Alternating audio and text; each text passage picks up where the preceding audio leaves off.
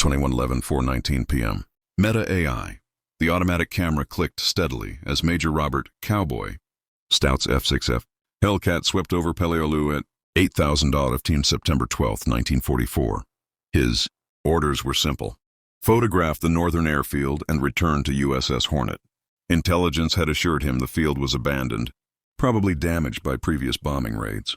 Then Stout looked down and his blood went cold. The airfield below was packed with Japanese aircraft, Mitsubishi Zeros, Nakajima bombers, dozens of them lined up wingtip to wingtip. Fuel drums stacked in neat rows. Ground crews swarmed around each plane.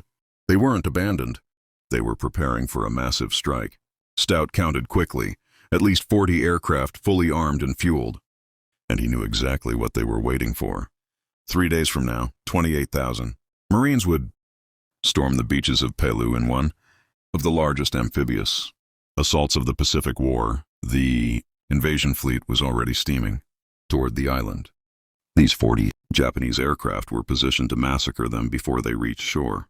Stout's training was clear. Spot enemy forces, radio the coordinates, return to base, and let command decide how to respond.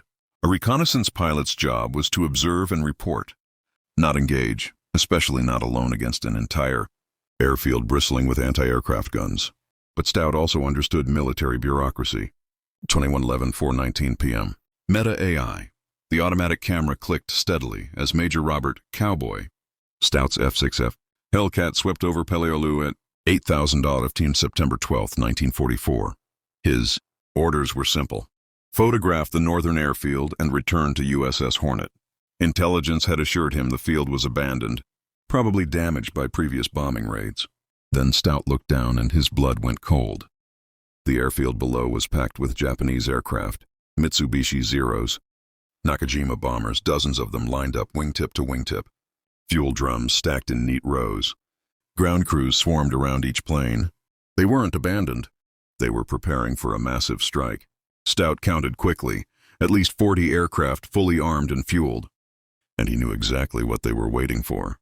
3 days from now, 28,000 Marines would storm the beaches of Peleliu in one of the largest amphibious assaults of the Pacific War. The invasion fleet was already steaming toward the island.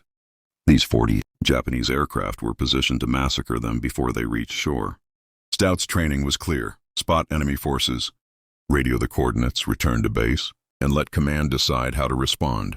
A reconnaissance pilot's job was to observe and report, not engage, especially not alone against an entire airfield bristling with anti-aircraft guns. But Stout also understood military bureaucracy. By the time he landed, filed his report, and command assembled a strike package. Hours would pass, maybe a full day. The Japanese would scatter these aircraft, hide them in revetments or worse, launch them against the fleet. The Marines landing on those beaches in 3 days didn't have time for proper procedure. They needed these planes destroyed now, not tomorrow. Now Stout circled higher, studying the layout below. The Japanese had made a critical mistake in their haste. The aircraft were packed too close together, surrounded by exposed fuel drums. One good hit could start a chain reaction that would consume the entire field. He checked his ammunition. 650 caliber Browning machine guns, 2,400 rounds total, roughly 12 seconds of sustained fire. Not nearly enough to destroy 40 aircraft individually, but enough to light a very big fuse.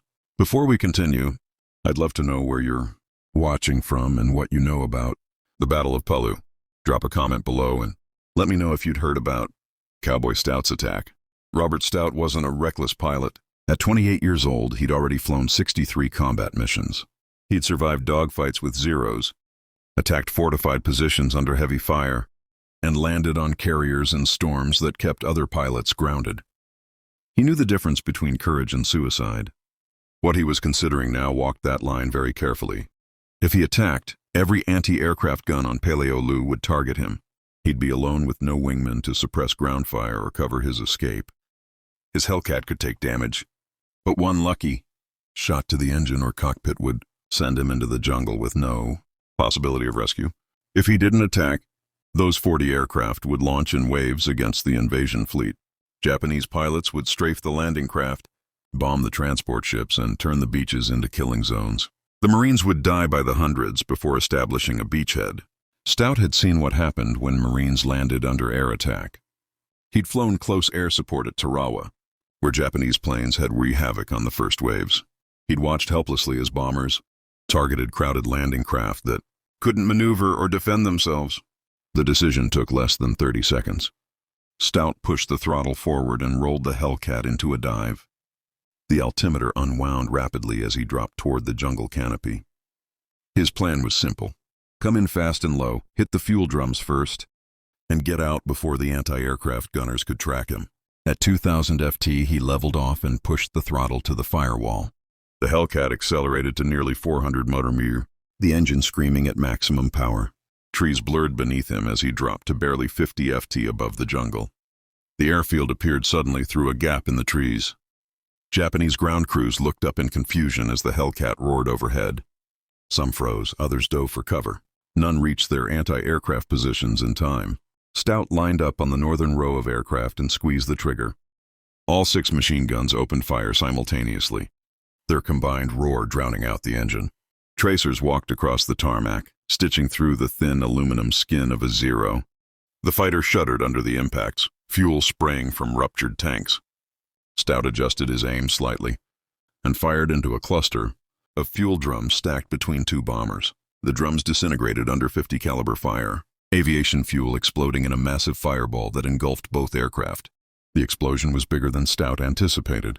Flames leapt 50 FT into the air, the blast wave rocking his Hellcat as he pulled up hard. Behind him, the fire spread with terrifying speed. The first burning Zero ignited the aircraft parked beside it. That fire spread to another, then another, each explosion feeding the next. Within seconds, half the northern row was engulfed. Japanese ground crews ran in all directions, abandoning any attempt to save the aircraft. Anti-aircraft gunners finally reached their positions and opened fire.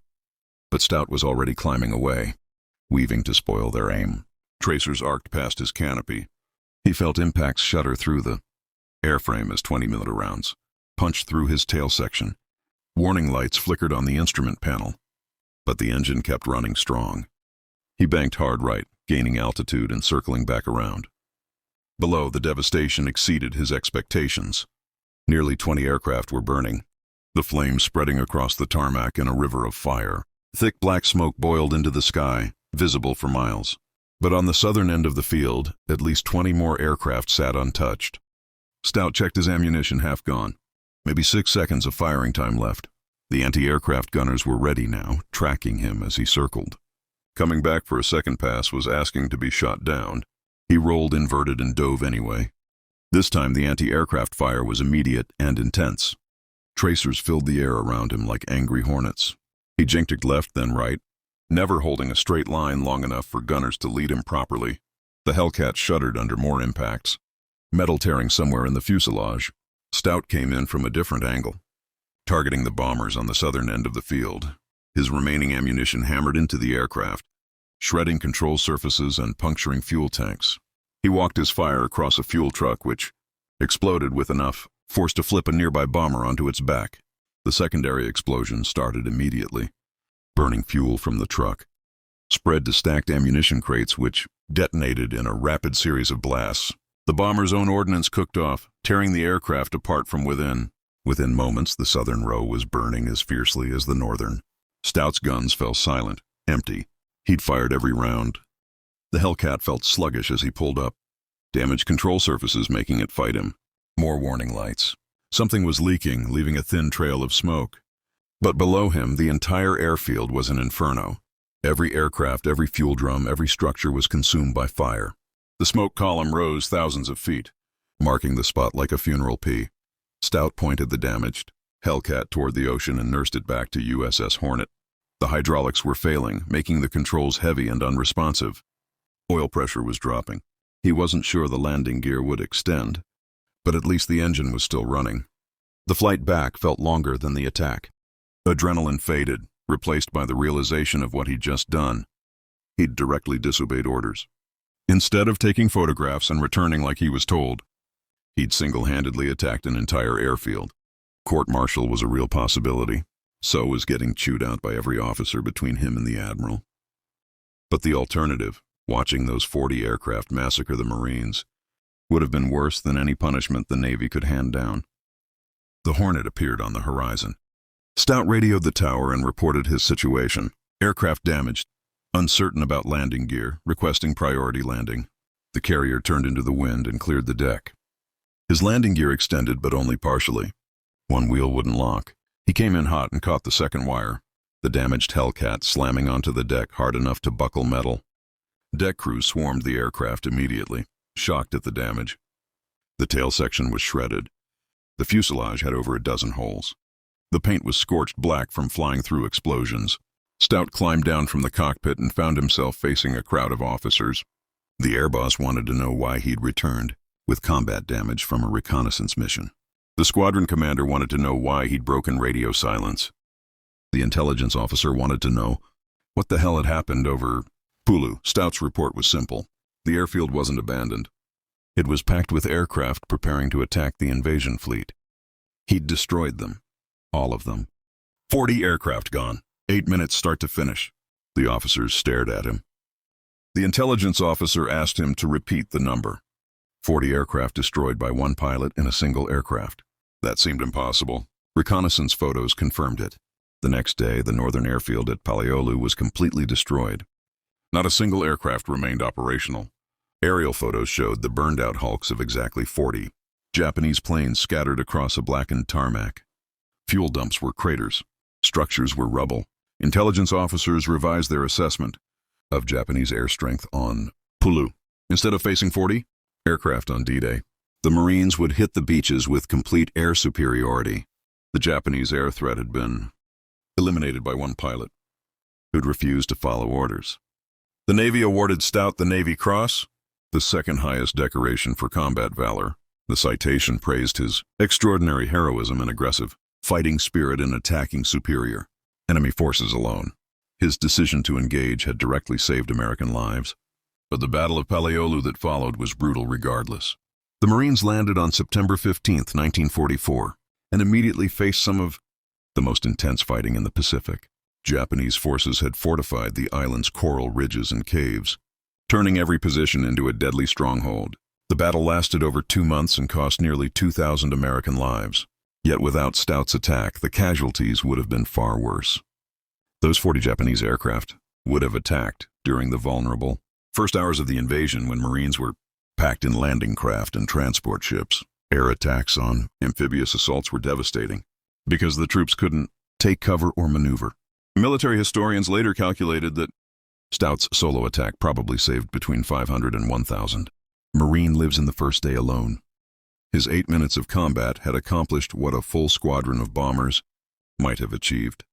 And he'd done it at exactly the critical moment before the Japanese could disperse their aircraft. After the war, Stout returned to California and lived quietly. He rarely spoke about what he'd done over Peleliu. His children grew up knowing their father had served in the Pacific, but they didn't learn the details until decades later. The Navy Cross sat in a drawer, not displayed on any wall. Friends who knew him described a man who was uncomfortable with attention or praise. When asked about the attack, he'd downplay it. "I saw planes that needed destroying, so I destroyed them," he'd say. Any pilot would have done the same, but not every pilot would have. Most would have followed orders radioed back and let command handle it through proper channels. That bureaucratic approach would have given the Japanese time to scatter their aircraft or launch them. Stout's willingness to disobey orders and trust his own judgment made the difference. His story remained largely unknown outside military aviation circles until historians rediscovered the mission, reports decades later. When researchers cross-referenced his Navy Cross citation with Japanese records and aerial photos, they realized the full significance of what he'd accomplished. 1 man, 1 aircraft, 8 minutes. 40 enemy planes destroyed, potentially 1,000 lives saved. The attack demonstrated something that military strategists study to this day: the value of initiative at the tactical level. Stout couldn't have known for certain that his decision was correct. He was guessing about the Japanese plans, gambling that his assessment of the threat was accurate, and betting his life on his ability to execute the attack. Everything about the situation argued for caution. Follow orders, report back, let someone higher up decide. But Stout understood that sometimes the person on the ground, seeing the situation with their own eyes, has better judgment than commanders looking at maps miles away. His willingness to trust his own assessment, even when it meant directly disobeying orders, embodied the principle of commander's intent. The Navy hadn't ordered him to attack that airfield, but they had sent him to protect the invasion force. He understood the intent behind his mission and adapted when circumstances demanded it. The Navy recognized this in awarding him the Navy Cross rather than court-martialing him. They understood that rigid adherence to orders would have resulted in disaster. Stout's disobedience was actually the highest form of following intent over instruction. Modern fighter pilots study Stout's attack in tactical training courses, not just for the flying skills it demonstrated, but for the decision-making under pressure. The military teaches that sometimes following orders to the letter means missing opportunities. That won't come again. The attack also demonstrated perfect target prioritization. Stout didn't waste ammunition trying to destroy 40 aircraft individually. He identified the fuel drums as the critical vulnerability and exploited it. One bullet in the right place accomplished more than 1,000 bullets in the wrong places. His approach from multiple angles, coming in low and fast to minimize exposure to anti-aircraft fire, showed tactical sophistication beyond simply pointing and shooting. He'd analyzed the defenses, planned his attack runs, and executed them despite taking damage. And critically, he'd known when to stop. After expending his ammunition, he didn't loiter, trying to assess damage or looking for additional targets. He got out. The mission was accomplished. Staying longer would have been pointless risk. All of these decisions happened in seconds under fire, with no time for careful deliberation. Stout's training and experience let him make split-second choices that each proved correct. Robert Cowboy Stout died in 2005, at the age of 89. His family finally shared his story publicly, and military historians rushed to preserve the details before they were lost. The mission reports, reconnaissance photos, and Navy Cross citation all confirmed what seemed almost too dramatic to believe. In the final analysis, Stout's attack over Peleliu stands as one of the most successful solo strikes in naval aviation history. No other pilot in World War II managed to wipe out as many enemy aircraft in a single sortie. In just 8 minutes of fighting, Stout averted a catastrophic strike that would have hit the Peleliu invasion fleet. The Marines who stormed the beach never learned that a Navy aviator had defied orders to spare their lives. They endured hell on the Coral Island, confronting entrenched Japanese defenders who turned every yard into a death trap, but they did not have to face 40 aircraft swooping down on them as they tried to land. Sometimes the bravest act a soldier can take is to refuse an order, not out of fear or rebellion, but because the circumstances demand action that strict obedience would forbid. Stout sensed this instinctively. When forced to choose between following his instructions and doing what the situation required, he put the mission ahead of the command. His example lives on in every tactical school that stresses initiative over blind obedience, flexibility over rigidity, and trust in the judgment of those on the ground. The armed forces learned from Stout and others like him that the optimal plan is often the one no one ordered. The next time you encounter a situation where the rules feel wrong and rigid procedures clash with obvious necessity, picture Cowboy Stout circling that airfield. He knew what had to happen, understood the risk of being wrong, and acted anyway because the alternative was far worse.